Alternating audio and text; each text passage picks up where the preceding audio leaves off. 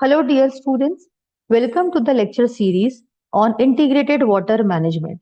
I am Dr. Vindhya Sharma, and today we are going to learn about water footprint.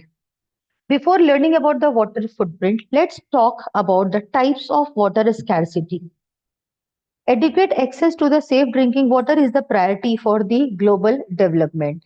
However, the given challenges of population growth and many changes in the weather patterns due to the global warming and greenhouse gas emissions, many countries globally, whether they are developed or developing, are facing the water scarcity in this century. There are basically two types of water scarcity: physical water scarcity and the economic water scarcity. Talking about the physical water scarcity, the physical water scarcity, it is a result of the regions demanding outpacing the limited water resources found in that particular location. As per the Food and Agriculture Organization FAO of the United Nations, around 1.2 billion people live in areas of physical scarcity. Many of these people live in arid and semi arid regions. People are impacted by this kind of water scarcity, which is physical in nature, and are expected to grow as populations increase and as weather patterns are becoming more unpredictable due to the climate change. Talking about the economic water scarcity, the water scarcity primarily it arises due to the lack of infrastructure or due to the poor management of the freshwater resources. As per FAO estimates, more than 1.6 billion people facing the economic water shortage.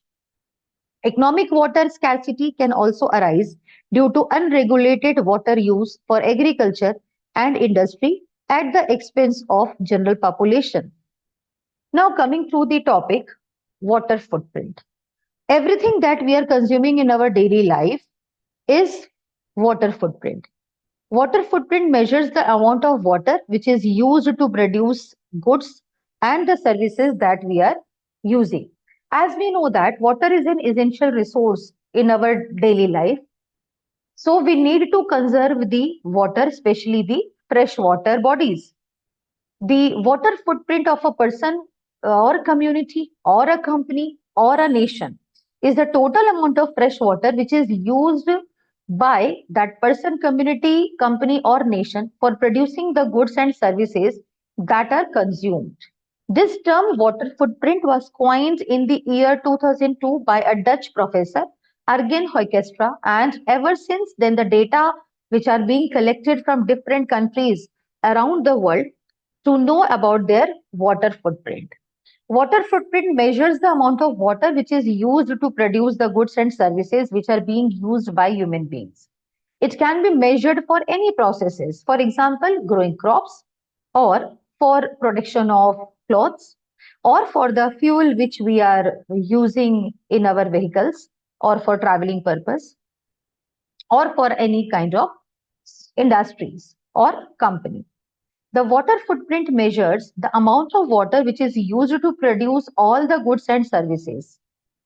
It can be measured for a single process or it can also be measured for a big process. When we talk about the nation's water footprint, it is defined as the total amount of water which is required for the production of goods and services. The water footprint allows us to give an answer to a broad range of questions for various national and international companies, governments, or individuals. Let us take an example. For example, where is the water dependence in the owner's company operations or supply chain? How well are the regulations protecting our water resources? How secure are our food or energy supplies? Can I do something to reduce my own water footprint as an individual and help us to manage the water for both people and nature? These are the three types of water footprint, namely the green water footprint, the blue water footprint, and the gray water footprint. The green water footprint indicates the water which is there in the unsaturated zone, that is, which is formed by the precipitation available to the plants like rainwater. Basically, we are talking about the water cycle. And we are talking about the water which is coming down to the earth and it is being stored as underground water or the water which is available on the surface. Talking about the next kind of footprint, which is blue water footprint, we are basically focusing on the volume of surface and the groundwater which is consumed to produce a product, that is the water present in the reservoirs.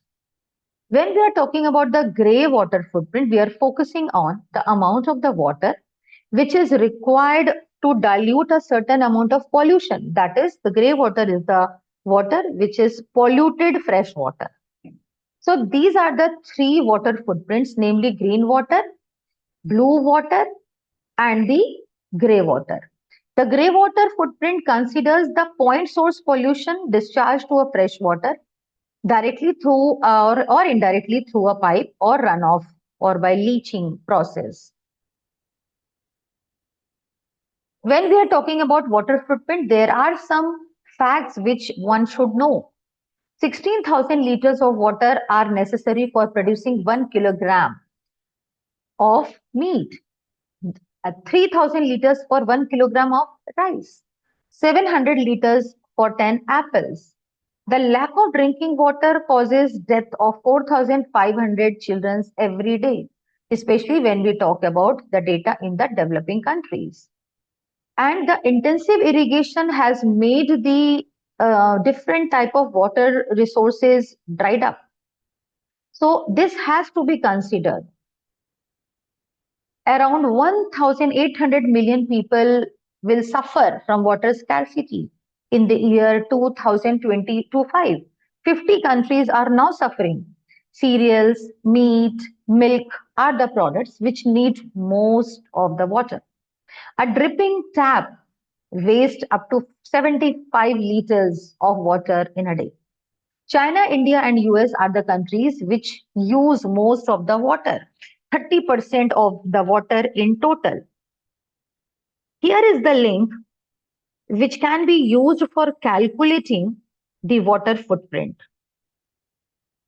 The global water situation is, according to the latest data, Mongolia with 10,000 liters of water per day per person consumption, Niger with 9,600, Bolivia with 9,500, United Arab Emirates with 8,600, United States with 7,800. When we are talking about India, it is 13%, it is consuming 13% of the total water. China, it is consuming 16% of the world's total water footprint. Now the question arises, how can we reduce our water footprint and how can we become a responsible consumer for the water? Here are certain points which one can consider. Choose the food that are produced locally and preferably the vegetable and meats. We should be careful while using the water while bathing and while cleaning the washings or utensils, while flushing or the use of water in the toilets basically, or while watering the plants in the garden. It is important also to be aware of the product's life cycle and the water used for their production, delivery as well as disposal. That is the virtual water. We should also look at the labels while before using them. For example, there can be a great difference between the garment's water footprint and another when being produced. So that's all for today's lecture. Thank you.